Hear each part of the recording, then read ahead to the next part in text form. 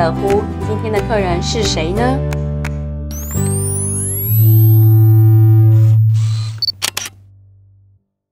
亚裔占全湾区人口1/3，全球的亚裔人口更超过1半。但针对亚裔的体质与遗传基因等方面从事的医疗研究统计却相当的缺乏。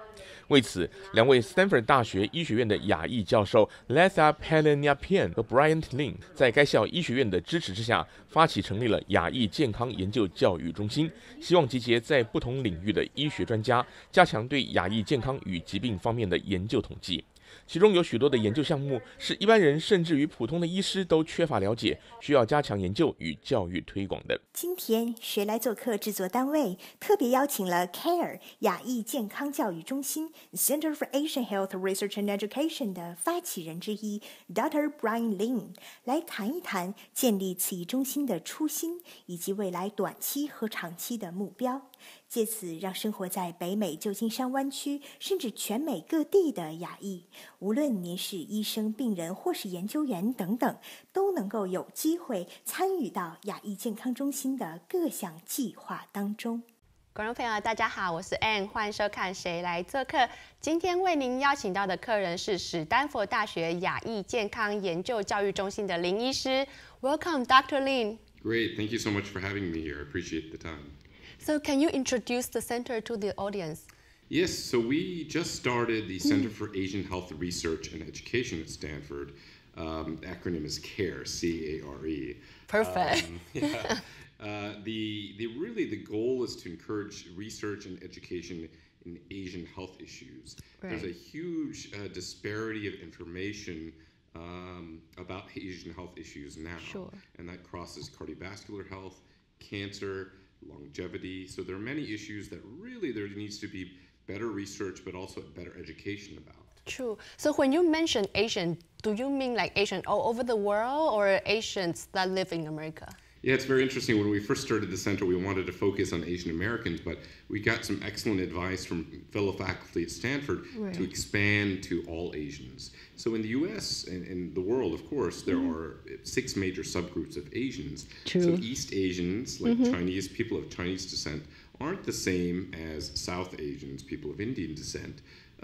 So we really want to study the differences between these groups and also study the differences in how people, when they move from their home country and come to that would be interesting. Exactly. Right. So I would imagine that this kind of research has been done in Asia as well. So why do you think the research is going to be different from there? Yeah, in Asia, actually, the research is really underfunded. No one has as sophisticated a level of clinical research and basic research as the United States. But also, we want to compare. We want to do comparative studies to look at people in China, other parts of Asia, and compare them to people in the U.S. and whether there are differences in behavior with a common genetic background. So you mentioned that this just get established. So when did it start? So we got approval. We've been working on it since January of this year. Luckily, Stanford's been extraordinarily supportive. We really appreciate the support of the administration, including Dean Lloyd Minor. And we got it approved in the summer, and we had a great kickoff symposium, which was covered by your station in October. Thanks for the invitation. And we had Wayne Wong, who's a famous director there. He's been supportive, and we have excellent support from our external advisory committee, but also through this process, we've discovered how many people at Stanford are already performing research related to Asians. Right. So why do you want to start this program? Yeah, I really think that this is a missing area. We, unfortunately, we are only 6% of the United States population, but within the Bay Area in California, in the Bay Area, 1 out of 3 people are of Asian descent. So it's really an important problem to address, to really understand. And we call it now precision medicine. So we're really trying to learn more and create precision medicine for Asians. Is there any other ethnic groups that has like study on their ethnic groups? Yes, absolutely. So in the United States, a lot of ethnic research has been appropriately on African American and Hispanic Latino populations. So there is definitely a broader base of information about those ethnic groups in America, but really, unfortunately, has not been as much research done in the 6 major Asian subgroups in the United States. True. Is there any specific areas that you want to research a little bit more? Absolutely. So our strategic areas include cancer research, cardiovascular health, and longevity. Sure. I can tell you Dr. Samuel So at Stanford has been really a forerunner in looking at liver disease, so hepatitis B. He really is one of our supporting leaders because he started his Center for Asian liver research and education 20 years ago. Wow. And people with hepatitis B can develop liver cancer, so we really want to expand his approach to look at things like non-smoking lung cancer. We want to also look at nasopharyngeal cancer, so nose and throat cancer, which is common among the Chinese. Also want to look at esophageal and stomach cancer, esophageal and gastric cancer, which is very common among Asians as well. True. And then in the South Asian population, cardiovascular disease is very prevalent.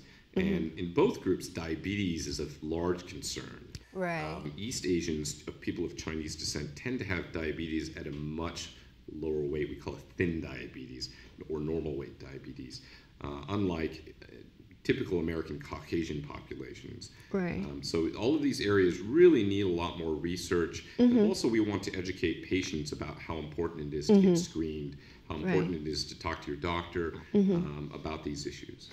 So can you share with us a little bit why different ethnic groups might have different different propensity for disease, absolutely. Right. So it's an interesting challenge. So there are many factors, obviously genetic factors. So, that's what you were born with. There's also epigenetics, which is how your environment influences your genetic expression. But there's also behavioral issues. So for example, a classic example is diet in Asia. People, when they're in their home country, may be very different, even though they try to maintain their traditions when they come to the United States. Yes. So we do see frequently people who move from Asia to the U.S., they're increasing rates of obesity, they're increasing rates of diabetes, increasing rates of high blood pressure. So all of these things really need to be studied and understood further. Right, and also about cancers that you mentioned before, like different cancers. So can you give us some more examples and tell us why they're more intent to have those? Absolutely. So it's interesting. For example, nasopharyngeal cancer, there are different types, and Asians tend to have them more often. It's thought to be partially due to genetic, partially due to potential exposure to viruses that can increase your risk. Is that in Asia or also in Asia? And the U.S. is much less common, but in Asians, it's fairly common relative to the United States.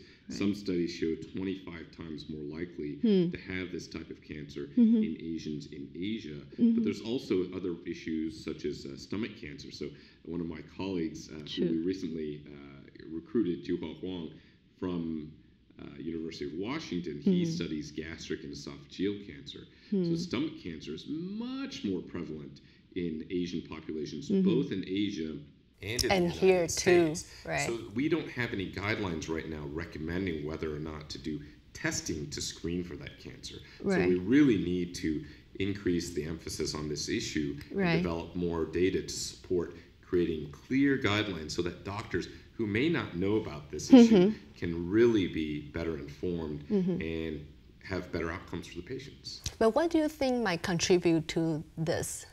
For the stomach cancer. So there's many concerns. I think, of course, genetic factors, but also eating the type of food you eat, and as well as smoking. So in Asia, there's still a very big problem. Unlike in California, the smoking rates have gone way down. Yes. In Asia, smoking rates are very high. That's a risk factor. But also intake of food. So preserved food with a lot of amines can increase your risk.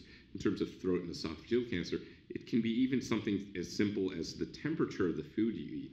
So drinking or eating hot beverages or hot foods, soups are very popular in Asia. Hot tea is very popular. That can increase your risk because of the chronic, in theory, because of the chronic inflammation in the throat and the esophagus. So the World Health Organization actually issued a recommendation against drinking beverages that are too hot. Huh, interesting. So you also mentioned the cardiovascular too. So in this area, like Asian Americans or Asians, have some problems towards some kind of, I don't know, of cardiovascular disease, absolutely. Right. So among people of Chinese descent, cancer is the #1 cause of death, but cardiovascular disease is #2. Right. For people of South Asian descent, so Indian descent, cardiovascular disease is Number #1, and then cancer is a #2 risk of death. Why is that? So it's interesting. So South Asians definitely, and East Asians, but South Asians have a high propensity to develop diabetes at any weight. But also they have hypertension, high cholesterol, what we call metabolic syndrome. East Asians are different, and this is why it's interesting to study. They also can develop diabetes, but they tend to have more thin diabetes. And they may or may not have high blood pressure or high cholesterol. And obviously there are tremendous differences in food intake. So we want to really better understand all of these things. But we also want to create awareness. For example, one of my colleagues at Stanford, a cardiologist, Raj Dash, he started South Asian Translational Heart Initiative to really treat and study South Asians. So there are all these initiatives going on, both at Stanford and the Bay Area, but we really wanted to create a center to support all of these things. So we definitely don't think we can do everything. The purpose of the center is to support all these initiatives that are going on, but also strategically encourage new ones. Right. Are you planning to collaborate with any research centers all over the world? Absolutely. So one of my collaborators in Hong Kong, he's in CUHK, the Chinese University of Hong Kong. He has a huge data set. Now data science is very up and coming, using machine learning and other statistical tools. Yes. And he has a huge data set where he looked at incidence of gastric cancer and gastrointestinal cancers. And he found an interesting support for aspirin use, reducing those rates of cancers. So absolutely, we are open to any collaborations, and that's part of the goal for our center. So, absolutely, we want to encourage collaboration. This is more about the research aspect. How about the education aspect? Yes, absolutely. So I think there are not enough culturally sensitive and also language-specific educational materials out there. Right. So we want to hold conferences to really, what are called continuing medical education conferences, to educate doctors on what they should be doing for their patients, but also to create materials to provide those patients. Actually, I just got a message from one of the colleagues in the Bay Area, a physician who was asking, hey, we don't have a great source of Chinese language materials. We have a lot of Chinese patients. How do we get better Chinese language materials? So we hope to support that. Right, so it's not just the translation of the stuff. You want to have new stuff that support the research. Yeah, we want to push all the latest research and push that information to the patients and to physicians and to the community as a whole. Right, so for the physicians or students, what will you provide for them? So yes, we are offering courses for students. So we're going to have courses starting this spring for undergraduates and also medical students and graduate students.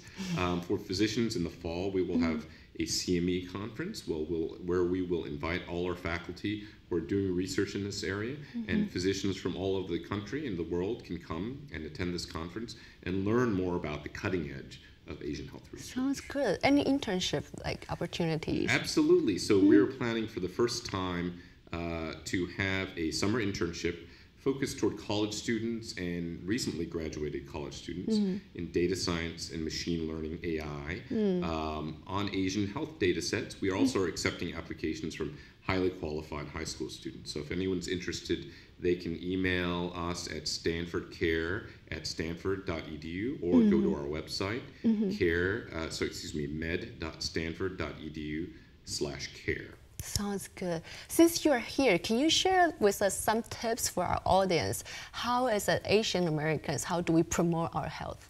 Yes, absolutely. So go speak to your doctor. Also, we'll encourage you to attend events that our centers have. Would that be too hard for us to understand? No. So we're in the spring, on March 2nd, we're going to have a community-centered event. Okay. It'll be focused around Asian food and health. Wow. But we will have both we're going to invite lots of restaurants and food trucks and things and places like that. Sounds too good.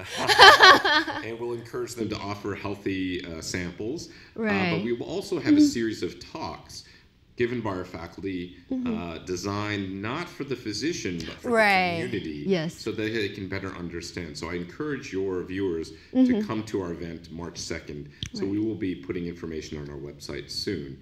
And I think, talk to your doctor. I think if your doctor doesn't, isn't as familiar, you can, your viewers can encourage their doctors to contact us, and we're happy to, include them in our work. Sure. Sounds good. I think they'll definitely love to do that.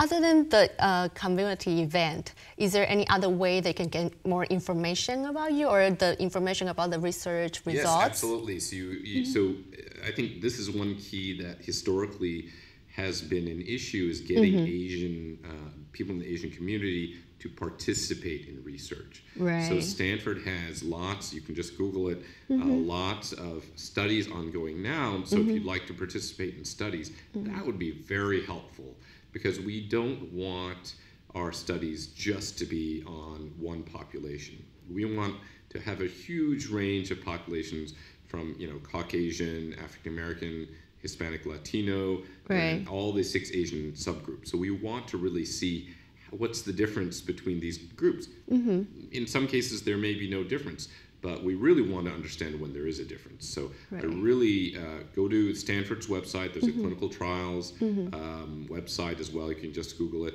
You can come to our website. You can attend events as well. So, and we really hope to get the community, the local Bay Area community, to support this initiative. Definitely. I'm also curious, so for foreign-born Asians and for Americans that were born here, the Asians born here, do you find any difference in your research? Absolutely. So probably the risk of some cancers, like nasopharyngeal cancer, do decrease, and esophageal and gastric cancer, but it's still probably decrease for people? Decrease. So for example, if you're immigrated from China, came to the U.S., the risk of those cancers does decrease, but probably not down to the rate of the Caucasian population, the white population. Right. And then for the second generation, so we get this question a lot because people are worried about their kids, right? Asian parents, right? We're stereotypically worried about our kids. Definitely. And also there are more mixed race families now. So patients, and they ask this all the time, and we don't really have enough data to really understand what happens with a mixed race person in terms of their risk. So that's yet another area, and that's another place where the Bay Area and Stanford is really ideally suited to examine this for research, but also turn the research into educational materials. Other than that, how about people, how many years you've been in US? Does that matter? Yes, I think so. So usually, if you look at different diseases, the time in the U.S. doesn't matter, and the longer in the U.S., you tend to revert to the mean of the general U.S. population, but there are still differences. Likewise, actually, it's quite interesting. The opposite in Asia. As in Asia, there's more adoption of Western-style diets. They've also developed more Western-style problems, such as obesity, but also things like Crohn's disease, inflammatory bowel disease, have also they were historically very rare in Asia, but now they're becoming more common, and we think that is due to the adoption of Western diet. But that's yet another area we need to So maybe we should encourage people to go back to the Asian diets. I think so. I mean, I think... why do you think that's more healthier? Well, I think so for the East Asian diet, so obviously, Asian diets are yes. Even Southeast Asian very different than East Asian. Vietnamese diet's very different sometimes than the Chinese diet. But if you look at a typical Chinese or Japanese diet, it's typically very low on meats, but high on vegetables and some healthy meats such as fish. So I think those are good things. Generally, we've discovered for everyone, eat more vegetables. Don't eat too much. Avoid eating too many starchy vegetables. And then eat a little bit of meat, but not too much, and reduce your animal fat. So, I think Michael Pollan said, eat food, eat vegetables, not too much. And, I would add to that, eat a variety of food. So I think that's part of what we did historically, but now, with countries becoming wealthier, we tend to eat more meats, and we tend to eat more processed food. So I think, getting back to the basics of eating lots of vegetables and being more active, I think that's important. Other than diet, do you think like living styles, exercise, does that matter too? Absolutely, yeah. Exercise is very key. So those are the two parts. So any difference between Asian Americans and Caucasians? Yeah, I think culturally there tends to be a difference, especially with Asians in Asia. You don't tend to have this California culture of going to the gym, exercising. I think that's changing now. I think there's a lot more adoption in Asia and, of course, in U.S. Asian populations for this attitude of really going to become active and exercising, as opposed to incidentally getting exercise during the day as part of your job, or there's more of an approach of, hey, exercise and sports are for fun. True. How about living styles? Yeah, I think stress always comes up as a big question, and in Asia there tends to be this 24-hour stress, working and life mix. It's interesting. So that's another area we have not really studied well. It's difficult to study how they affect different lifestyles, how they differ. I mean, there's been some research on multi-generational families, how that can be helpful. So that traditionally Asians from every part of Asia have traditionally have had multi-generational homes, and that's becoming less common in Asia and in the U.S. as well. So that's something interesting. That's been shown to be beneficial to have an extra older generation, especially for children. So it's interesting. There are all these facts that are different with different populations that will be that's interesting to study. Right. I know your center just started, so is there like any short-term goal or long-term goal for the center? Yes, absolutely. So of course we need resources. This is an area that's not well funded by the NIH, National Institutes of Health. So anybody who's interested in supporting our endeavor, please let us know. We are, these programs that I mentioned, the community event in the spring, the summer internship, as well as the continuing medical education conference in the fall. These are our short-term goals. Our longer-term goals are to really make this a sustainable endeavor. So, we want to make sure that we get continual support from different areas. Such as? Yeah, so obviously philanthropy, but also, we're going to be hopefully through these events that give back to the community, we are also going to raise money as well. Also partnerships with corporate America will be helpful. We've had some interest in also corporate support from Asia as well. So there are a lot of companies that are interested in supporting this, not necessarily because they're in this business of healthcare, but for their own employees. Yeah, so that's interesting, right? Yeah. So like what kind of companies are interested in this? Yeah, it's very fascinating. We had this talk with a software executive recently, and their interests, because they have a relatively high profit margin, are to really support wellness. So getting, adopting is everything we talked about, adopting healthy lifestyles, exercise, diet. The older firms or the more traditional firms that have a bigger population of employees are more focused actually on healthcare costs. So I think that's also interesting as well. We want to encourage wellness, but we also want to reduce costs on the other side because it's expensive. And, it is. In Asia, it's not as complicated in terms of the funding of healthcare as the U.S., but it's still a constantly rising cost. But is it more government from the government yes, funding? But there's also a lot of out-of-pocket pay. So in China, for example, there is government insurance, government support.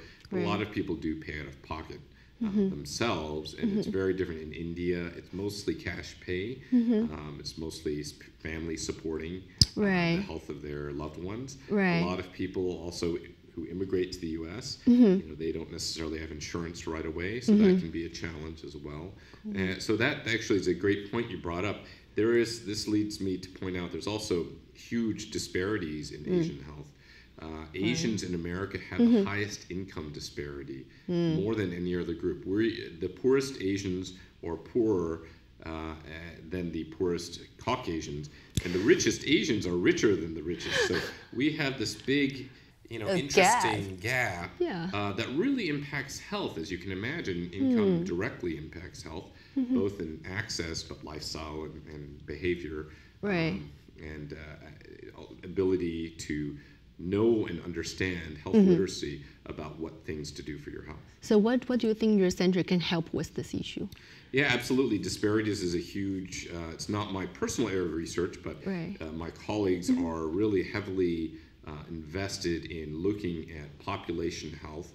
So we have partnerships with other centers at Stanford. We have a Center for Population Health, and they have a particular expertise in the faculty who work with with us in disparities research. So looking at how to impact disparities. I think we're starting really from scratch, looking at very simple interventions, just such as increasing education or increasing awareness, increasing accessibility to insurance. Those are all important things that can help us reduce disparate health impacts. That's wonderful. So at the end of the show, can you share the information again to the viewers? How they can contribute and find the information about the center? Yes, please go to med.stanford.edu/care, CARE. You can also email us at StanfordCare, StanfordCare, StanfordCare@stanford.edu. To learn about our events, but also to contact us with any questions. And as a reminder, we are having a community event in the spring. We really encourage people to attend. We are trying to get a lot of people who supply Asian food there. We're just starting. So if you run a restaurant or a food truck and you want to support the effort, please contact us as well. Sounds good. And if you want to support us by applying for our internship in the summer, please let us know. We will have, again, exceptional high school students, but predominantly undergraduates and recently graduated students. Those students will have an interest in medicine, but also we are accepting students who may be less interested in medicine, but really just want to learn about data science and machine learning, artificial intelligence, as applied to Asian data sets. So we are basically in the process of accumulating a lot of Asian health data, and each of these students will have a project for the summer. They'll work in a team and take from the beginning to the end, and by the end of the summer, it's a summer-long internship, they will have a great project and hopefully great results to report. And as well as in this fall, we will have an event for physicians, a conference for local physicians, but anyone from around the nation can come and participate and learn more about what we're doing at Stanford, but also what our collaborators from all around the world are doing for Asian health. Sounds wonderful. Thank you for coming, Dr. Lin. Great, thanks for having me. 也谢谢观众朋友们今天的收看，有朋来访不亦乐乎。我们下期节目再见。